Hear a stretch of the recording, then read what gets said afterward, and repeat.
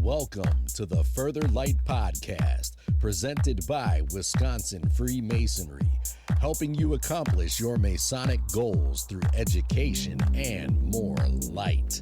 And now, I present to you, Brother Chris Ludke.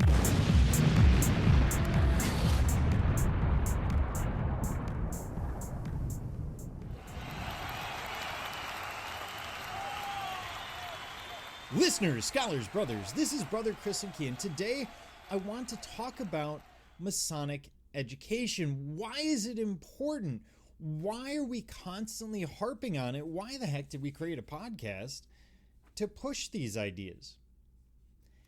And I want to show you the importance of Masonic education, not just tell you about it, not just say, hey, it's important, but rather show you why it's going to be so important in your life and those of your brothers. I want to show you why education should be a part of every meeting.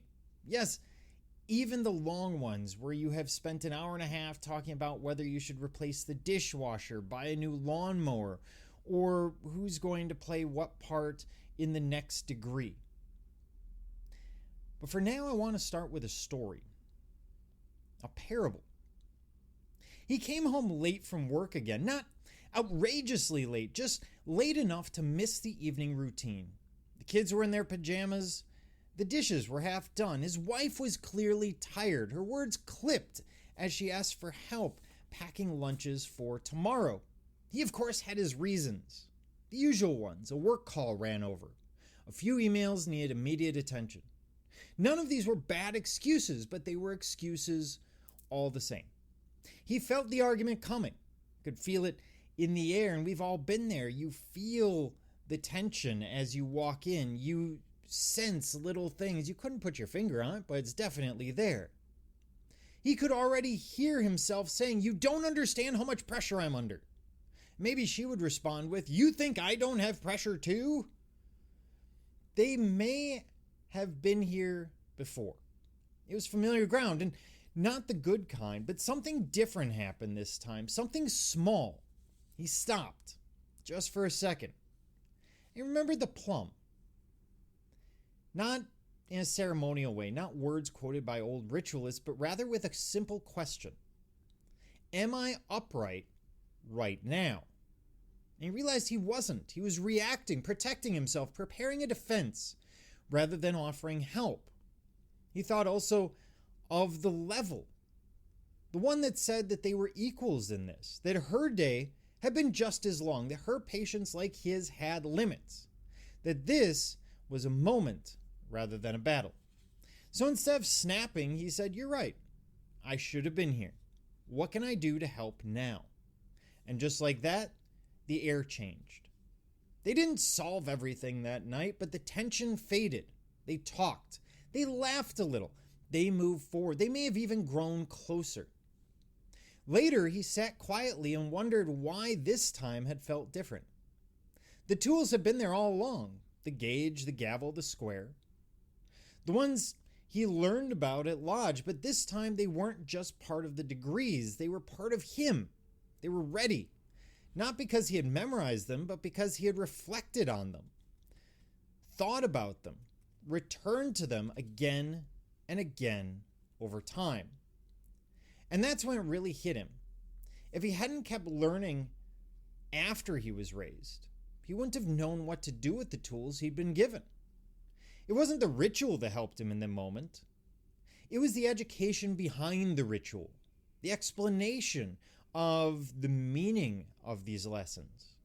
And that's a quiet truth we don't talk nearly enough about. These tools we admire so much in Lodge aren't going to help us unless we know how to use them outside of it. In our homes, at our work, in moments like this one, when the argument's brewing and everything inside us says, fight, flee, or fold. The working tools are handed to every Mason, but unless we keep learning about how to hold them, how to apply them, how to see the world through them, they just sit in their box. Symbols without substance or lessons without practice. And that's where the real work begins. Not just in memory, but in meaning. in reflection, in considering at the end of the day how we could have applied our tools and coming up with ways or strategies that we could use to apply them better in the future. Because Masonry isn't something we do once. It's something we learn how to do better. One conversation, one insight, one lesson at a time. Brethren, with that story in mind, I'd like to offer a reflection on why Masonic education is not just an option, it's really essential, both for our personal journeys of self-improvement and for the craft we serve and preserve for future generations. Let's go back to the simplest words, the first words that we speak in the first degree. What came you here to do? To learn to subdue my passion and improve myself in Masonry. And avoiding the question of the comma for a moment, that ancient question and answer lies at the very heart of our Masonic identity. It's more than a line and ritual, it's a declaration of purpose. A reminder that each of us entered this craft with a commitment, not just to belong to the craft, but to become a Mason, to become the best possible version of ourselves. And how do we fulfill that promise? How do we grow in virtue, understanding, and character? Through Masonic education. Education is not a side project of Freemasonry. It's not something extra, optional, or reserved for the few. It's the very path by which a man becomes a Mason, not just in title, but in reality. We do not improve ourselves by attendance. We improve by engaging the lessons hidden in our symbolism, the wisdom in our charges, the deeper meanings that lie beneath the surface of our ritual. If ritual is the form, education becomes the function. Without it, the system is hollow and meaningless, words without content. With it, the lodge becomes a workshop for the soul. Let me remind you, although many of us are familiar with books like the Bible or the plays of Shakespeare, few of us learned it by simply sitting down and reading it. We had people to explain to us within the context of when it was written the meaning of those words, and why do we treat Masonry any differently? Brethren, too often we assume that once a brother is raised, his journey is complete, as if some mystical metamorphosis takes place at the altar. But Masonry does not end with the degrees. It begins there.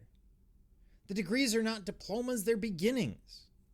It is education that leads us on the path towards a better understanding of what it means to be a Mason, a man, or a member of society. And here's the great truth. Men today are looking for exactly what we offer. In a world that moves too fast, that thinks too little, men are searching for meaning. They crave rootedness, purpose, fraternity. But if they do not find substance in our lodges, if they find only business meetings and rote memorization, maybe discussions of dishwashers and fundraisers, then they will go elsewhere. Or worse, they'll stay in body but drift in spirit. Education anchors the heart of the lodge. It gives men a reason to return and a reason to reflect. It elevates the conversation, deepens the bond, and reminds us that we are part of something greater than ourselves. When a brother hears a discussion on the symbolism of the rough and perfect ashlar, he begins to see his own roughness as a project rather than a flaw. When he reads about the history of our craft, he realizes he stands in a line that stretches back centuries. When he listens to a podcast or attends a lecture that connects Masonic values to modern challenges, he learns to apply those tools in his daily life. This is how we grow Masons, both in number and in quality. We will retain those who grow and see value in belonging. The responsibility for education does not fall on committees or appointed officers. It belongs to every Mason who opens a lodge, to every brother who raises his hand and asks a question, to every lodge that dares to ask, what is the meaning of what we're doing here? Yet we have made strides. More lodges are making space for education.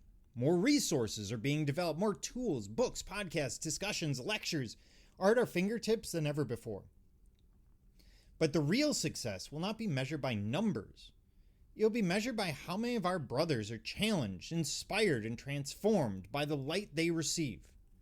Brothers who not only know the lessons, but also apply them in their day-to-day life. And so we issue a simple call. Let education become a living part of lodge life. Move education to the first thing in your meeting rather than the last. Let it become a priority. Let every tiled meeting include even a few minutes of reflection on our teachings, history, or duties. Let us ask not what we do, but why we do it. Because when a lodge invests in education, it invests in the future of the craft. It invests in its own vitality, and it invests in the character of every man who enters its doors. Education can be as little as 5 to 10 minutes and still fulfill our desire for improvement. Brethren, we came here to learn to subdue our passions and prove ourselves in Masonry. That work isn't done in silence, and it's not done solely in lodge. It's done in conversation, study, inquiry, and reflection. It's done with books open and minds engaged, and it must be done together. Brotherhood and education are not exclusive. So let us recommit ourselves not only to the ritual, but to the lessons behind it. Let us not just memorize our lines, but work to embody their meaning. Let us not only wear the apron, but earn it through daily labor in the quarry of self-improvement. If we do that, if we build a culture of Masonic learning, then we will not only preserve this craft, but we will fulfill its purpose. Thank you for joining me, Brother Chris Lidke, and the entire Further Light team on your quest to find more light through Masonry. Are you interested in learning more about Freemasonry in Wisconsin? Visit wisconsinmasons.org to learn more about Masonry and access further educational content and more light. Once again, that address is wimasons.org. Any questions, comments, or suggestions, please email us at education@wisconsinmasons.org. And thank you for listening.